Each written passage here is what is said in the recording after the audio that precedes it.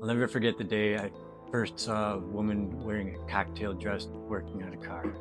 I think it was mid-July, about 90 degrees out. She's sliding up from underneath her car with a wrench in hand and grease on her face. She didn't even break a smile. She just said, "Hand me that wrench at 10 mil." No, the 10 mil.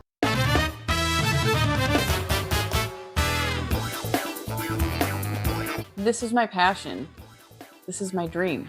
This is my way of helping people learn things that they were never taught. This isn't just a channel, this is my mission. My goal is to teach you the things that you have never been taught and to truly feel empowered. The hardest challenge I face right now is breaking the stereotypes that hold on to the past like a rusted-on seized bolt. The barefoot in the kitchen era is gone. I mean, who's to say that I can't master guy things? I mean, plumbing, cars, electrical, building something for my kids, literally or figuratively. I'm sharing what I learned when I was just trying to survive. When I hit rock bottom, I made a choice to pick myself up for my kids, but first and foremost for myself, because without a healthy mom, those kids wouldn't have a mom.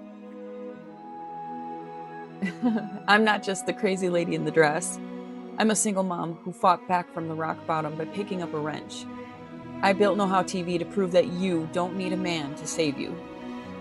You just need the right tools. You have to love yourself first. I know it sounds dumb, I know it's cliche, but it's the truth. After that, everything just sort of falls into place. I am not a quitter. I am strong. I am a woman.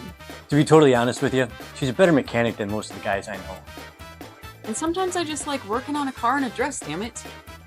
And damn it, sometimes I like to fix a car in a dress. Sometimes I fix cars in a dress. Right?